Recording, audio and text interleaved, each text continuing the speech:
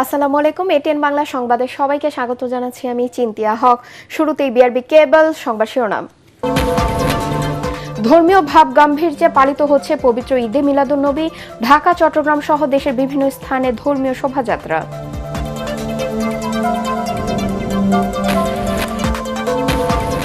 6 মাসে সংঘটিত সব অপরাধীকে আইনের আওতায় আনা হয়েছে জানালেন স্বরাষ্ট্রমন্ত্রী।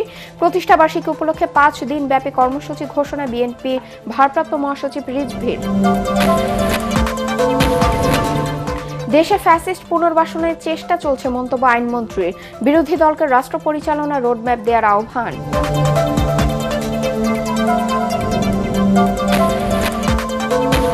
গ্যাস সরবরাহ স্বাভাবিক করতে ফার্নেস অয়েল দিয়ে বিদ্যুৎ উৎপাদন বাড়ানোর পরিকল্পনা সরকারের। 150 কূপ খননের সিদ্ধান্ত জ্বালানি প্রতিমন্ত্রীর।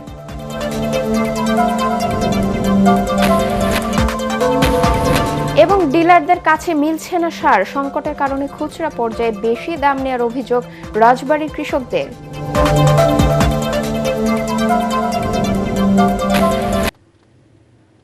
শুনছিলেন বিআরবি কেবল সংবাদ শিরোনাম, এবার বিস্তারিত সংবাদ।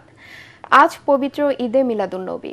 এই দিনটি মহানবী হযরত মুহাম্মদ সাল্লাল্লাহু আলাইহি ওয়াসাল্লামের জন্ম ও ওফাত দিবস হিসেবে বিশেষ তাৎপর্যপূর্ণ। 570 খ্রিস্টাব্দে মক্কার কুরাইশ বংশে জন্মগ্রহণ করেন প্রিয় নবী। 632 খ্রিস্টাব্দে 63 বছর বয়সে একই দিনে তিনি ওফাত লাভ করেন। দিনটি উপলক্ষে রাজধানীতে সকাল থেকে জশনে জুলুস, মিলাদ মাহফিল, নফল ইবাদত ও রোজা রেখে ধর্মীয় ভাব গাম্ভীর্যের মধ্য দিয়ে উদযাপন করছেন ধর্মপ্রাণ মুসল্লিরা। ইমদাদুল হকের ক্যামেরায় বিস্তারিত জানাচ্ছেন মুশফিকুর রহমান। রাজধানীর অলিগলি আজ নারায়ে রিসালাত স্লোগানে প্রকম্পিত। নাতে রসুলের সুরে সুরে আশেকে রসুলরা গাইছেন নূর নবীজির আগমনী গান। টুপি পাঞ্জাবি পরে আতর গুলাব আর সুগন্ধি মেখে ছোট বড় সব বর্ণ সব শ্রেণী পেশার মানুষ আজ কামলিওয়ালা নবীজির মোহব্বতে রাস্তায় নেমে ঈদে মিলাদুন্নবীর খুশি উদযাপন করছেন।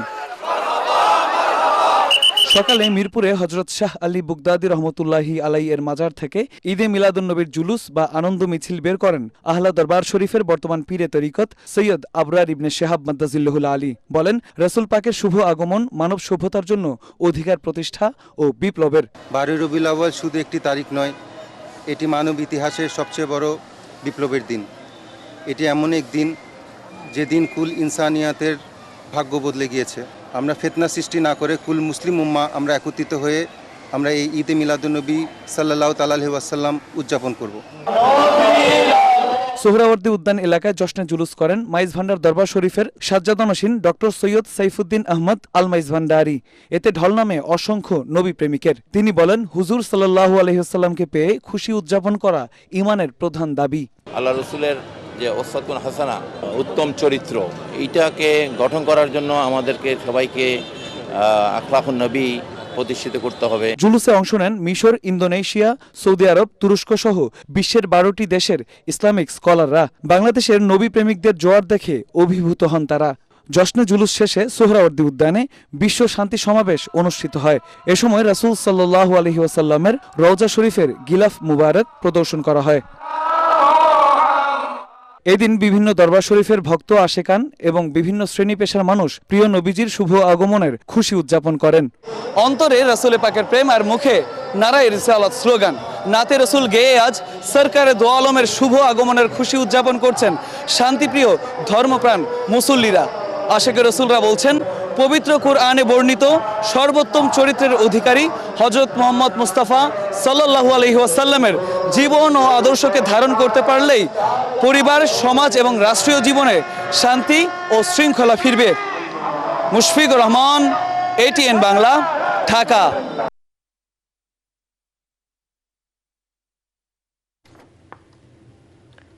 পবিত্র ঈদে মিলাদুন্নবী উপলক্ষে বন্দর নগরী চট্টগ্রাম সহ দেশব্যাপী অনুষ্ঠিত হয়েছে জশনে জুলুস। শহর এবং আশপাশের এলাকায় নেমেছে লাখ লাখ ধর্মপ্রাণ মুসল্লিদের ঢল। আঞ্জুমানে রহমানিয়া আহমদিয়া সুন্নিয়া ট্রাস্টের ব্যবস্থাপনায় 16 শহরে জামেয়া আহমদিয়া সুন্নিয়া আলিয়া মাদ্রাসা থেকে শুরু হয় বিশ্বের সর্ববৃহৎ জশনে জুলুস বা আনন্দ মিছিল। এর নেতৃত্ব দেন আওলাদে রাসূল সৈয়দ মোহাম্মদ সাবির শাহ। বিস্তারিত জানাচ্ছেন ইরফানুল হক। ভোরের আলো ফোটার আগেই নাতে রসুলের সুরে পবিত্র এক মোহ মেখে নিস্তব্ধতা ভাঙে বন্দরনগরী চট্টগ্রামের। দুচোখ যেদিকে যায়, নানা বয়স, নানা শ্রেণী পেশার মানুষের ঢল। এই জনজোয়ার শুধুই রাসূলে আকরাম সাল্লাল্লাহু আলাইহি সাল্লামের প্রতি অকৃত্রিম ভালোবাসার বহিঃপ্রকাশ। প্রতিবারের মতো এবারও চট্টগ্রামে পবিত্র ঈদে মিলাদুন্নবী উদযাপন ছাড়িয়েছে সব রেকর্ড। 1974 সালে আওলাদ রসুল সৈয়দ মোহাম্মদ তৈয়ব শাহ রহমতুল্লাহ আলাইয়ের মাধ্যমে যাত্রা শুরু করে এই আয়োজন। চট্টগ্রামে এশিয়ার বৃহত্তম জশ্নে জুলুসটি সকালে আলমগীর খানকা প্রাঙ্গণ থেকে শুরু হয় শোভাযাত্রা। এই আয়োজনে অতিথি ছিলেন হযরত সৈয়দ মোহাম্মদ কাশেম শাহ ও শাহজাদা সৈয়দ মোহাম্মদ আকিব শাহ।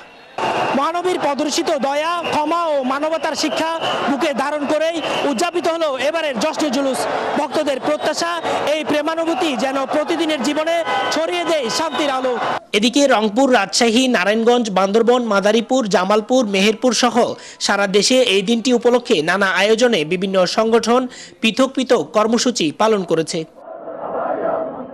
ইরফানুল হক, এটিএন বাংলা, চট্টগ্রাম।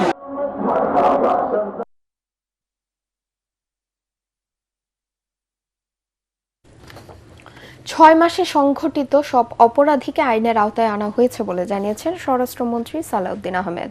বিএনপির কেন্দ্রীয় কার্যালয়ের সামনে ঈদে মিলাদুন্নবী উপলক্ষে আয়োজিত দোয়া মাহফিলে তিনি এ কথা বলেন। পরে প্রতিষ্ঠা বার্ষিকী উপলক্ষে দলের যৌথ সভা শেষে সংবাদ সম্মেলনে বিএনপির ভারপ্রাপ্ত মহাসচিব রুহুল কবির রিজভী জানান, 5 দিনব্যাপী কর্মসূচি হাতে নিয়েছে বিএনপি। মোহাম্মদ মোহসিনের ক্যামেরায় আরও জানাচ্ছেন তৌহিদুর রহমান নিশান। বুধবার নয়াপল্টনে বিএনপির কেন্দ্রীয় কার্যালয়ে দলের ৪৮তম প্রতিষ্ঠাবার্ষিকী আয়োজন উপলক্ষে এক যৌথ সভার আয়োজন করা হয়। সভায় সভাপতিত্ব করেন দলের ভারপ্রাপ্ত মহাসচিব অ্যাডভোকেট রুহুল কবির রিজভী। সভা শেষে এক সংবাদ সম্মেলনে রুহুল কবির রিজভী বলেন, গৌরবের সাথে ৪৮ বছরে বাংলাদেশ জাতীয়তাবাদী দল। এই উপলক্ষে বৃক্ষরোপণ ও মাছের পোনা অবমুক্ত সহ নানা কর্মসূচি হাতে নিয়েছে বিএনপি। সকাল ৯টায় দলের চেয়ারম্যান মাননীয় প্রধানমন্ত্রী তিনি শহীদ রাষ্ট্রপতি জিয়াউর রহমান এবং দেশনেত্রী মরহুমা বেগম খালেদা জিয়ার সমাধিতে মাজারে যাবেন। সেখানে প্রথমে ফাতিহা পাঠ করবেন, পুষ্পস্তবক অর্পণ করবেন। দলের ভারপ্রাপ্ত মহাসচিব আরও বলেন, জনগণের আস্থা বিশ্বাস অর্জন করতে পেরেছে বলেই বিএনপি দেশের জনপ্রিয় রাজনৈতিক দলে পরিণত হয়েছে। দল হিসাবে বিএনপি যেমন জনপ্রিয়, এটা আমার কথা নয়, এটা জরিপের মধ্যে এটি এসেছে, প্রতিষ্ঠান জরিপ করেছে এবং ব্যক্তিগতভাবে প্রধানমন্ত্রী অনেক দূরে গিয়ে এসেছে। এগুলোই হচ্ছে বিএনপির গৌরব। এই গৌরবের ৪৮ বছর পার করেছে বিএনপি।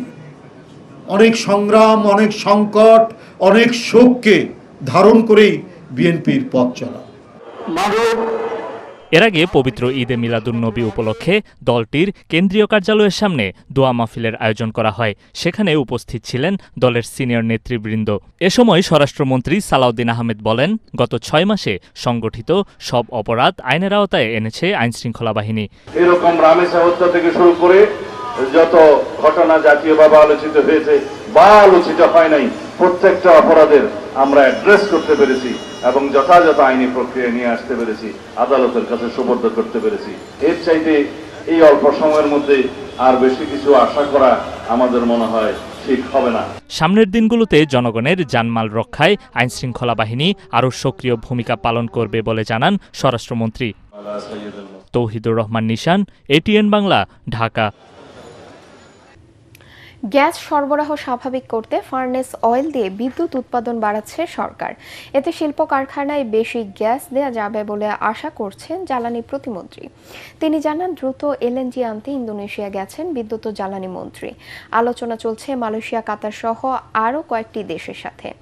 পাশাপাশি দেশীয় গ্যাস উৎপাদন বাড়াতে 150 কূপ খননের সিদ্ধান্ত হয়েছে। রিপোর্টে জানাচ্ছেন মাহবুব কবির চপল। এক সময় বলা হতো গ্যাসের উপর ভাসছে বাংলাদেশ, কিন্তু এখন দেখা যাচ্ছে গ্যাস সংকটে ডুবতে বসেছে শিল্প প্রতিষ্ঠান। বাড়ছে তাদের দেনা, ঠিকমতো চলছে না সার কারখানা। সিএনজি পাম্প কিংবা বাসাবাড়িতেও ভোগান্তি ছাড়ছে না। খরচ কিছুটা কমের কারণে দেশের 43% বিদ্যুৎ উৎপাদন করা হয় গ্যাস দিয়ে। এবার তাতে লাগাম টানতে যাচ্ছে সরকার। গ্যাস সরবরাহ বাড়াতে অতিরিক্ত ব্যয়ে ফার্নেস অয়েল দিয়ে বিদ্যুৎ উৎপাদন বাড়ানোর সিদ্ধান্ত হয়েছে। ফার্নেস অয়েল ভিত্তিক যে বিদ্যুৎ উৎপাদন কেন্দ্র, সেটাকে সাম্প্রতিক অতীতের মধ্যে সর্বোচ্চ পর্যায়ের বিদ্যুৎ উৎপাদন আমরা চেষ্টা করছি। 4000 মেগাওয়াট পর্যন্ত বিদ্যুৎ উৎপাদনের একটি লক্ষ্যমাত্রা নির্ধারণ করেছি। আমরা যদি সেটা করতে পারি তাহলে গ্যাসের চাপ এখানে থেকে কিছুটা কমবে, যাতে করে আমরা এই অতিরিক্ত গ্যাসটা আমরা আমাদের শিল্প কারখানাগুলোতে আমরা সরবরাহ করতে পারি। দেশে প্রতিদিন গ্যাসের চাহিদা 360 থেকে 400 কোটি ঘনফুট, উৎপাদন হয় সর্বোচ্চ 260 কোটি। তার মধ্যে দেশীয় কূপ থেকে পাওয়া যায় 160 কোটি ঘনফুট, আর আমদানি করা এলএনজি থেকে আসে 100 কোটি। এলএনজি সরবরাহে ঘাটতি আর ভাসমান এলএনজি টার্মিনালে অগ্নিকাণ্ডের ঘটনায় ঘাটতি আরও বেড়ে যাওয়ায় সংকট দেখা দিয়েছে। যেই মূল্যে আমি একটা এলএনজি কার্গো কিনতাম, তার থেকে কার্যত 3 গুণ দামে এলএনজি কার্গো কিনতে হচ্ছে। মাননীয় মন্ত্রী মহোদয় আমাদের দপ্তরের, উনি এই মুহূর্তে ইন্দোনেশিয়া সফররত। উনি বিকল্প উৎসের খোঁজে কিন্তু গেছে। আমি যেমন গত সপ্তাহে কাতারে গেছি, মাননীয় অর্থমন্ত্রী আগামী সপ্তাহে আরেকটি দেশে যাবেন। আমরা কন্টিনিউয়াসলি কিন্তু সোর্স আমরা সার্চ করে যাচ্ছি। এলএনজি আমদানির পাশাপাশি দেশীয় গ্যাস উৎপাদন বাড়াতে আরও 150টি কূপ খননের সিদ্ধান্ত হয়েছে। জনগণের ভোগান্তির জন্য দুঃখ প্রকাশ করে জ্বালানি প্রতিমন্ত্রী বলছেন, দ্রুতই পরিস্থিতি স্বাভাবিক হবে। সরকার পরিচালনার জায়গা থেকে আমরা বারংবারই কিন্তু জনগণের কাছে দুঃখ প্রকাশ করছি। স্বাভাবিক সরবরাহের তুলনায় আমরা 88% সরবরাহ দিচ্ছি, অনলি 12% সরবরাহ কম আছে। ইনশাল্লাহ সময়ের সাথে সাথে আপনাদের দুর্ভোগ কমতে থাকবে। তিনি জানান, গভীর সমুদ্রে ভাসমান এলএনজি টার্মিনালে আগুনের ঘটনা নাশকতা কিনা সেটাও খতিয়ে দেখছে সরকার। আমরা গুরুত্ব দিয়ে বিবেচনা করাচ্ছি। মাহবুব কবির, চপল, এটিএন বাংলা, ঢাকা। তাহলে একটি মহল এখনো ফ্যাসিস্ট পুনর্বাসনের প্রচেষ্টা করছে বলে মন্তব্য করেছেন আইনমন্ত্রী মোহাম্মদ আসাদুজ্জামান। ফ্যাসিজম যাতে আর ফিরে আসতে না পারে সেজন্য সবাইকে সচেষ্ট থাকার আহ্বান জানান তিনি। রাজধানীর একটি হোটেলে ঈদে মিলাদুন্নবী উপলক্ষে আয়োজিত অনুষ্ঠানে তিনি এসব কথা বলেন। মন্ত্রী বলেন, বিরোধিতার জন্য বিরোধিতার সংস্কৃতি থেকে বের হয়ে দেশের কল্যাণে রোডম্যাপ তৈরিতে কাজ করতে হবে। সরকারের ভুল হলে চোখে আঙ্গুল দিয়ে দেখিয়ে দেওয়ার আহ্বান জানান আইনমন্ত্রী। ইনস্টিটিউট অফ হজরত মোহাম্মদ সাল্লাল্লাহু আলাইহি ওয়াসাল্লামের সভাপতি অবসরপ্রাপ্ত লেফটেন্যান্ট জেনারেল এম নুরুদ্দিনের সভাপতিত্বে অনুষ্ঠানে অন্যান্যদের মধ্যে বিচারপতি ফয়েজ আহমেদ বক্তব্য রাখেন। পরে দৃষ্টি প্রতিবন্ধী ও তৃতীয় লিঙ্গের শিক্ষার্থীদের পবিত্র কোরআন তেলাওয়াত, হামনাত এবং রচনা প্রতিযোগিতায় বিজয়ীদের হাতে পুরস্কার তুলে দেওয়া হয়।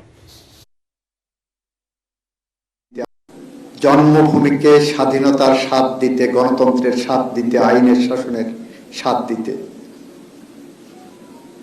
আমরা এমন একটি বাংলাদেশের পথ ধরে হাঁটতে চাই। আর চাই বলেই আমরা বিশ্বাস রাখি এই বাংলাদেশে ফ্যাসিজম যাতে আবার পুনর্বাসিত না হয়, আমরাও যাতে ফ্যাসিস্ট হয়ে উঠতে না পারি, সেরকম একটি রোডম্যাপ আসেন তৈরি করি। রাজবাড়ীতে দেখা দিয়েছে সারের সংকট। বিশেষ করে টিএসপি ও ডিএপি সার চাহিদা মতো না পাওয়ার অভিযোগ কৃষকদের। এই সুযোগে খুচরা ব্যবসায়ীরা সরকার নির্ধারিত দামের চেয়ে বেশি দামে সার বিক্রি করছেন বলেও অভিযোগ উঠেছে। তবে ব্যবসায়ীদের দাবি, চাহিদার তুলনায় বরাদ্দ কম থাকায় বাইরে থেকে বেশি দামে সার সংগ্রহ করতে হচ্ছে তাদের। কৃষি বিভাগ বলছে জেলায় সারের সংকট নেই, তবে বাড়তি দামে সার বিক্রির অভিযোগ পেয়েছে তারা। রাজবাড়ী থেকে লিটন চক্রবর্তী প্রতিবেদন, জানাচ্ছেন জাহিদুল আলম। দেশের বিভিন্ন স্থানে সার সংকট ও বেশি দাম নেয়ায় ক্ষুব্ধ কৃষকরা। রাজবাড়ীতেও ডিলারদের কাছে না পাওয়া এবং বাজার থেকে বেশি দামে সার কেনার অভিযোগ কৃষকদের। এ জেলায় এখন চলছে রোপা আমন আবাদ মৌসুম। তবে মৌসুমের শুরুতেই সারের সংকটের অভিযোগ তুলে কৃষকরা বলছেন, চাহিদা মতো টিএসপি ও ডিএপি সার না পাওয়া এবং সরকারি নির্ধারিত মূল্যের চেয়ে বাড়তি দামে সার কিনতে হচ্ছে। সার নাই, তারপরে 3 খান বস্তা দিছে 4,500 টাকা দাম নিছে। আমরা চাই যে কৃষকের সারের দাম কম হোক, ফসলের দাম বেশি হোক। চলতি বছর রাজবাড়ীতে টিএসপি সার চাহিদার চেয়ে অর্ধেক বরাদ্দ হয়েছে বলে জানান ডিলাররা। খুচরা ব্যবসায়ীরা বলছেন সরবরাহ কম থাকায় বেশি দামে বিক্রি করতে বাধ্য হচ্ছেন তারা। সার যদি দোকানদার না দিতে পারে আমরা কি বলবো? সার চাহিদা মতন আমরা পাচ্ছি না, দাম বেশি নিতেছে, সেই হিসাবে তারপরেও বেশি নিলে ডিলাররাই তো পাইতেছে না। সারটা বরাদ্দ আমাদের পাওয়ার কথা, সেই বরাদ্দটা আমরা পাই না। কৃষি বিভাগ বলছে রাজবাড়ীতে সারের কোনো সংকট নেই, তবে খুচরা পর্যায়ে বাড়তি দামে সার বিক্রির অভিযোগ তাদের নজরে এসেছে। ক্ষেত্রে আমাদের একটা অভিযোগ আছে, আমরা গত মাসে বেশ কয়েকটা জায়গায় ডিডি সার সহ আমরা বিভিন্ন জায়গায় গিয়েছি এবং দেখছি বিষয়টা আসলে কিছু কিছু ক্ষেত্রে সত্য। এর আগে সার সংকটে কুড়িগ্রামের ভুরুঙ্গামারির ডিলার পয়েন্টের গুদাম ভেঙে কৃষকরা প্রায় 10,000 কেজি সার নিয়ে গেছেন বলে অভিযোগ উঠেছে। সরবরাহ স্বাভাবিক ও সারের দাম নিয়ন্ত্রণ করা না গেলে দেশজুড়ে অস্থিরতা আরও বাড়বে, এমনটাই মনে করছেন কৃষি সংশ্লিষ্টরা। Bureau report, ATN Bangla. গাজীপুরে ডেঙ্গুর প্রকোপ বেড়েই চলেছে। চলতি বছরের জানুয়ারি থেকে পর্যন্ত শহীদ তাজউদ্দিন আহমেদ মেডিকেল কলেজ হাসপাতালে ডেঙ্গু আক্রান্ত হয়ে ভর্তি হয়েছেন প্রায় 1000 রোগী। এর মধ্যে গত 24 ঘন্টায় ভর্তি হয়েছেন 163 জন। হাসপাতালে চিকিৎসাধীন অবস্থায় 2 জনের মৃত্যু হয়েছে। তবে বয়স্কদের তুলনায় শিশুদের মধ্যেই ডেঙ্গু আক্রান্তের সংখ্যা বেশি। পরিস্থিতি মোকাবেলায় হাসপাতালটিতে চালু করা হয়েছে পৃথক ডেঙ্গু ইউনিট।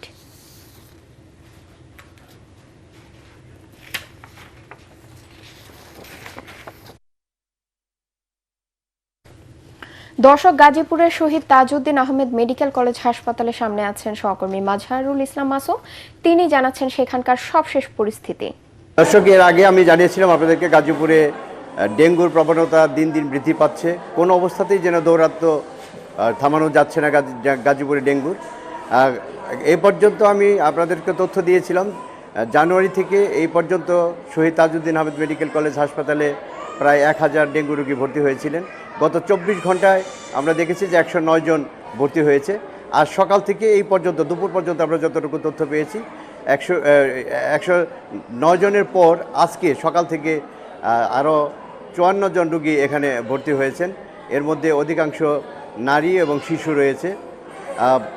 হাসপাতালের পরিচালক জানিয়েছেন যে তারা ডেঙ্গু ইউনিট খুলেছেন নতুন করে একটি, সেখানে 2 জন ডাক্তার নিয়মিত 24 ঘন্টা দায়িত্ব পালন করে যাচ্ছেন। কিন্তু রোগীদের কাছ থেকে আমরা যতটুকু জেনেছি তারা জানিয়েছেন যে এখানে ডেঙ্গু রোগীর সংখ্যা যেভাবে বাড়ছে সেগুলো বলা চলে যে মহামারী আকার ধারণ করেছে, সেগুলো নিয়ন্ত্রণ করার জন্য আরও বেশি চিকিৎসক প্রয়োজন।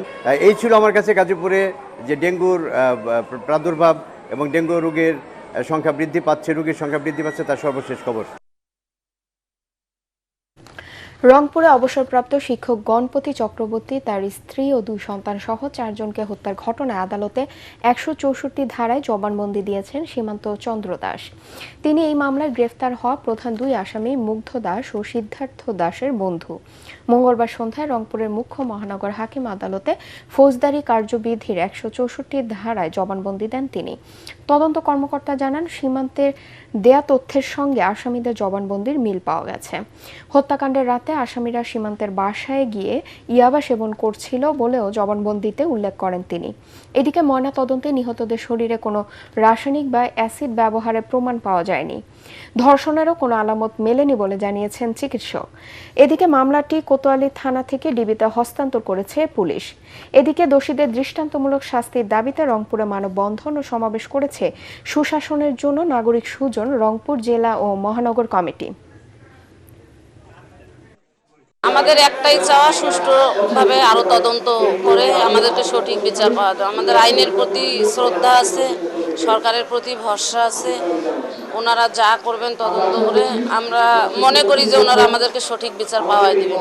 ওনাদের কাজ যথাসাধ্য ওনারা চালায় যাচ্ছেন, আমাদেরকে সেটাই আশ্বস্ত করছেন যে আমরা আমাদের সর্বশেষ আমরা এর শেষ দেখে ছাড়ব। সিঙ্গাপুর থেকে দেশে ফেরার পথে বাংলাদেশে সংক্ষিপ্ত যাত্রা বিরতি করেন ভুটানের রাজা জিগমে খেসার নামকে ওয়ানচুক। এ সময় তার সঙ্গে সৌজন্য সাক্ষাৎ করেন রাষ্ট্রপতি মির্জা ফখরুল ইসলাম আলমগীর। হযরত শাহজালাল আন্তর্জাতিক বিমানবন্দরে রাজাকে বহনকারী বিশেষ বিমানটি অবতরণ করলে সেখানে তাকে উষ্ণ অভ্যর্থনা জানানো হয়। ভিভিআইপি লাউঞ্জে আয়োজিত এই সাক্ষাতে 2 দেশের পারস্পরিক স্বার্থ সংশ্লিষ্ট নানা বিষয় নিয়ে সৌহার্দ্যপূর্ণ আলোচনা অনুষ্ঠিত হয়। বৈঠকে 1971 সালে সালে বাংলাদেশকে প্রথম স্বীকৃতি দানকারী দেশ হিসেবে ভুটানের অনন্য ভূমিকার কথা শ্রদ্ধার সঙ্গে স্মরণ করেন রাষ্ট্রপতি। এই সময় রাষ্ট্রপতি প্রধানমন্ত্রীকে ভুটান সফরের আমন্ত্রণ জানান রাজা জিগমে খেসার নামকে ওয়ানচুক। আলোচনায় শিক্ষা, বাণিজ্য, বিনিয়োগ এবং ভুটানের দূরদর্শী গেলেফু মাইন্ডফুলনেস সিটি প্রকল্পের দ্বিপক্ষীয় সহযোগিতার উপর গুরুত্ব আরোপ করা হয়। এ সময় পররাষ্ট্রমন্ত্রী ডক্টর খলিলুর রহমান, বাংলাদেশে নিযুক্ত ভুটানের রাষ্ট্রদূত সহ অন্যান্যরা উপস্থিত ছিলেন। ঘণ্টাব্যাপী অবস্থান শেষে সকাল 6:30টায় ভুটানের উদ্দেশ্যে বিমানটি ঢাকা ত্যাগ করে। ডেঙ্গু প্রতিরোধে নগরবাসীকে আরও বেশি সচেতন হওয়ার তাগিদ দিয়েছেন ঢাকা দক্ষিণ সিটি কর্পোরেশনের প্রশাসক মোহাম্মদ আব্দুস সালাম। সকালে রাজধানীর চানখারপুল আহলা দরবার শরীফের উদ্যোগে পবিত্র যশনের জুলুসে ঈদে মিলাদুন্নবীর এক সেমিনারে তিনি একথা বলেন। প্রশাসক জানান, আগামী 1 বছরের মধ্যে দক্ষিণ সিটির ড্রেন সংস্কার করা হবে। পুরনো ঢাকার ঐতিহ্য ধরে রাখতে ঐতিহ্যবাহী আয়োজনগুলো টিকিয়ে রাখতে উদ্যোগ নেওয়া হয়েছে বলেও জানান তিনি।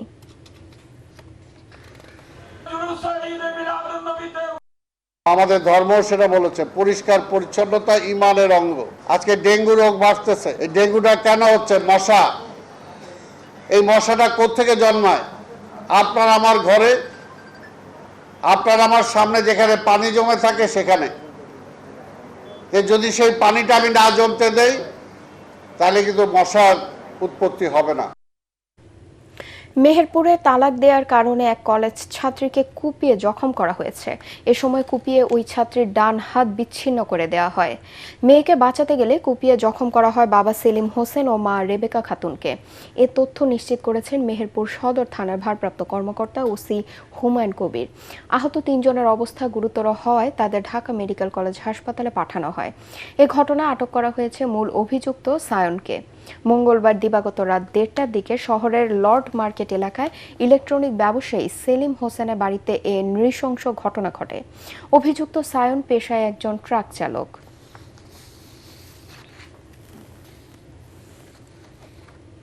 সোনালী আঁশ ঘিরে মাদারীপুরের মাঠে এখন কর্মচাঞ্চল্য। পাট কাটা, আটি বাঁধা ও জাগ দেয়ায় ব্যস্ততা। এবার লক্ষ্যমাত্রার চেয়েও বেশি জমিতে পাট আবাদ হয়েছে। ফলনও ভালো হয়েছে বলে দাবি কৃষকদের। তবে উৎপাদন খরচের সাথে সামঞ্জস্য রেখে ন্যায্য মূল্য পাওয়া নিয়ে রয়েছে শঙ্কা। বীজ সার কৃষকদের মাঝে সময় মতো বিতরণ করায় বাম্পার ফলনের কথা জানিয়েছেন কৃষি বিভাগ। মাদারীপুর প্রতিনিধি শফিক স্বপনের রিপোর্ট জানাচ্ছেন মাসুদ রানা। মাদারীপুর জেলায় 5টি উপজেলায় বিস্তীর্ণ পাটের মাঠ। কেউ কাটছেন পাট, কেউ আটি বাঁধছেন, কেউ আবার কাঁধে করে কাটা পাট নিয়ে যাচ্ছে খাল, ডোবা বা জলাশয়ে। ভোর থেকে সন্ধ্যা পর্যন্ত পাট কাটা, বহন ও জাগ দেওয়ার কাজে ব্যস্ত কৃষকেরা। পাট তেমনি আল্লাহ খুব ভালো দিছে জমিতে, কিন্তু পাটের যে দাম, এই দামে তো কৃষক বাঁচার মতো কায়দা নেই। খাটনি হিসেবে আমাদের কোনো মূল্য পাই না।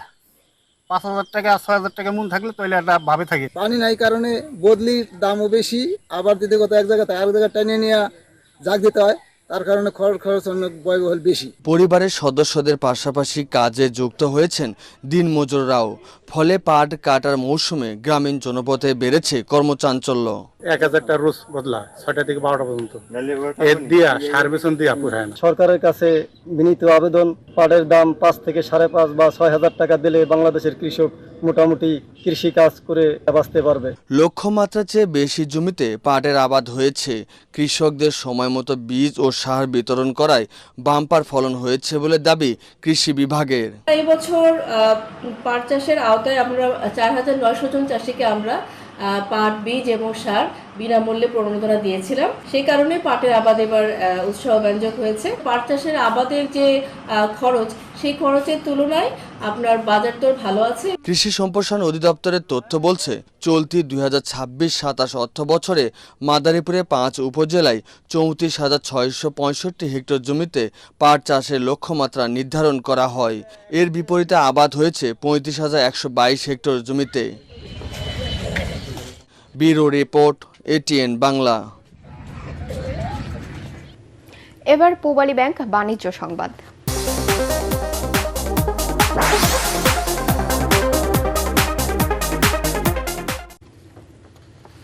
বই খাতা আর স্টেথোস্কোপের ব্যস্ততা ছাপিয়ে উৎসবের আমেজ যশোর আদ্দিন সকিনা উইমেন্স মেডিকেল কলেজে। চিকিৎসা শিক্ষার পাশাপাশি স্বাস্থ্যকর জীবনযাপনের বার্তা দিতে আয়োজন করা হয় হেলদি ফুড ফেস্টিভ্যাল। দেশি বিদেশি শিক্ষার্থীদের অংশগ্রহণে বাহারি খাবার আর হস্তশিল্পে সাজানো হয় নানা স্টল। আর এই আয়োজনের মধ্য দিয়ে শেষ হয়েছে 7 দিনের স্পোর্টস ও কালচারাল উইক। যশোর থেকে তামান্না ফারজানার রিপোর্ট জানাচ্ছেন জাহিদুল আলম। যশোরের আদ্দিন সকিনা উইমেন্স মেডিকেল কলেজে অনুষ্ঠিত হয়ে গেল হেলদি ফুড ফেস্টিভ্যাল, যেখানে স্থান পায় দেশি বিদেশি শিক্ষার্থীদের তৈরি নানা স্বাস্থ্যকর খাবারের স্টল। ছিল পাটিসাপটা, কেক থেকে শুরু করে ভারতের ঐতিহ্যবাহী বিরিয়ানি সহ নানা আয়োজন। শিক্ষার্থীদের এসব স্টল ঘুরে দেখেন আদ্দিন ফাউন্ডেশনের পরিচালক ডাক্তার শেখ মহিউদ্দিন। উপস্থিত ছিলেন নড়াইল 2 আসনের সংসদ সদস্য আতাউর রহমান। শিক্ষার্থীদের ভিন্ন ধর্মী এই আয়োজনের প্রশংসা করেন মেডিকেল কলেজের অধ্যক্ষ সহ শিক্ষক, কর্মকর্তা ও কর্মচারীরাও। পড়াশোনার বাইরে তোমাদের একটা জগৎ আছে, তোমরা পড়াশোনার বাইরে বইয়ের মধ্যে আবদ্ধ হয়ে যাও নেই, সেটা তোমরা নিজেরাই প্রমাণ করলে। আমি খুব খুশি হয়েছি, শুক্রিয়া। আমি নিজেই যখন ডাক্তারি পড়েছি টেলিভিশনে খবর দেখার সময় পাই, কিন্তু এখন তোমাদের দেখে মনে হচ্ছে না পড়াশোনার বাইরেও কিছু তোমাদের একটা মন আছে। জেএনজি মানেই সবাই ভাবতো যে তারা ল্যাপটপ, কম্পিউটার আর বই খাতা নিয়ে ঘরের মধ্যেই পড়ে থাকবে, কিন্তু আজকে সেই ধারণাও ভুল প্রমাণিত হয়েছে যে না, এই জেনজিরা অনেক কিছু করতে পারে। ছাত্রীদের এই একঘেয়েমি পড়াশোনার মাঝে এটাকে একটু ব্রেক দেওয়ার জন্য, তাদের নতুন করে আবার শক্তি সঞ্চয় করার জন্য, তাদের পড়াশোনার প্রতি আরো আগ্রহ বাড়ানোর জন্য এই অনুষ্ঠানটা এইভাবেই করা হয় আর কি। আমাদের মেয়েরা যে পড়াশোনার পাশাপাশি অন্য যে তাদের আরো প্রতিভা আছে, বিশেষ করে রান্নার দিকটার, সেইগুলো এখানে ফুটে ওঠে। Ad-din Sakina women's medical college শুধুমাত্র একাডেমিক ক্ষেত্রেই নয়, তারা যে অন্যান্য ক্ষেত্রেও দেশের শিক্ষাঙ্গনে একটি আদর্শ মেডিকেল কলেজ হিসাবে এগিয়ে যাচ্ছে। আয়োজন ঘিরে উচ্ছ্বসিত শিক্ষার্থীরাও। তারা জানান, খাবারের মাধ্যমে স্বাস্থ্য ও পুষ্টি সম্পর্কে সচেতন হওয়ার পাশাপাশি দেশি বিদেশি শিক্ষার্থীদের মধ্যে গড়ে উঠেছে সাংস্কৃতিক মেলবন্ধন। সারা বছর অপেক্ষা করে থাকি যে কখন আমাদের এই হেলদি ফুড ফেস্টিভ্যাল কম্পিটিশনটা হবে। It's really amazing, it was really needed for our refreshment and we are enjoying this. চিকিৎসার গণ্ডি পেরিয়ে স্বাস্থ্য, সংস্কৃতি ও সম্প্রীতির বার্তা শিক্ষার্থীদের এমন আয়োজন ভবিষ্যতেও অব্যাহত রাখার প্রত্যাশা আয়োজকদের। Bureau report, ATN Bangla. এবারে আন্তর্জাতিক সংবাদ।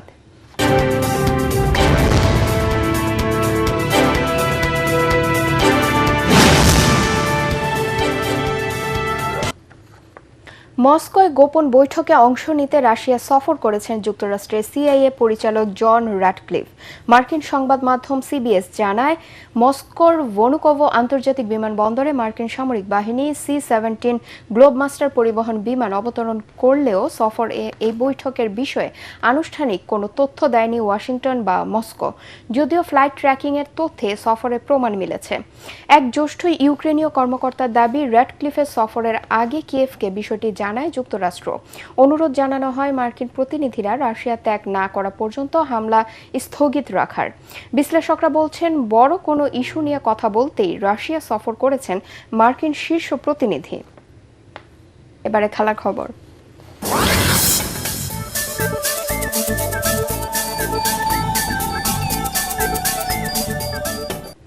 দেশব্যাপী রাগবি খেলাকে জনপ্রিয় করতে ঢাকায় 6টি স্কুলের 12টি দলের অংশগ্রহণে শুক্রবার শুরু হবে কেজিএন মেডিকের অনূর্ধ্ব 10 মিনি রাগবি ফেস্টিভ্যাল।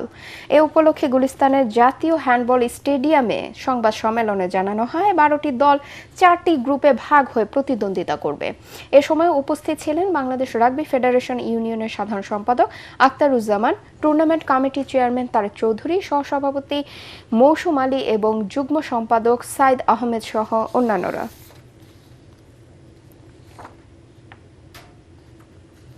শেষ করার আগে বিআরবি কেবল সংবাদ শিরোনাম আরেকবার। ধর্মীয় ভাব গাম্ভীর্যে পালিত হচ্ছে পবিত্র ঈদে মিলাদুন্নবী। ঢাকা, চট্টগ্রাম সহ দেশের বিভিন্ন স্থানে ধর্মীয় শোভাযাত্রা।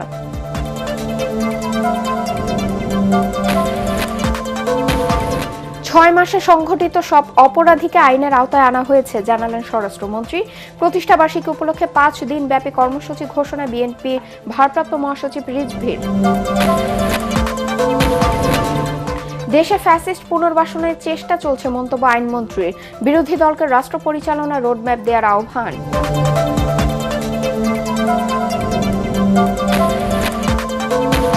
গ্যাস সরবরাহ স্বাভাবিক করতে ফার্নেস অয়েল দিয়ে বিদ্যুৎ উৎপাদন বাড়ানোর পরিকল্পনা সরকারের। 150 কূপ খননের সিদ্ধান্ত জ্বালানি প্রতিমন্ত্রীর।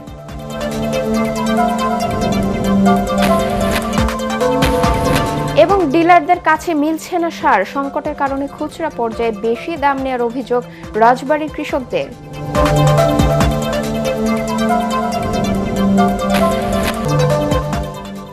পরবর্তী সংবাদ দেখার আমন্ত্রণ জানিয়ে এখনকার মতো শেষ করছি। এটিএন বাংলা সংবাদ ইউটিউবে দেখতে ব্রাউজ করুন youtube/ATN Bangla News। ধন্যবাদ সবাইকে।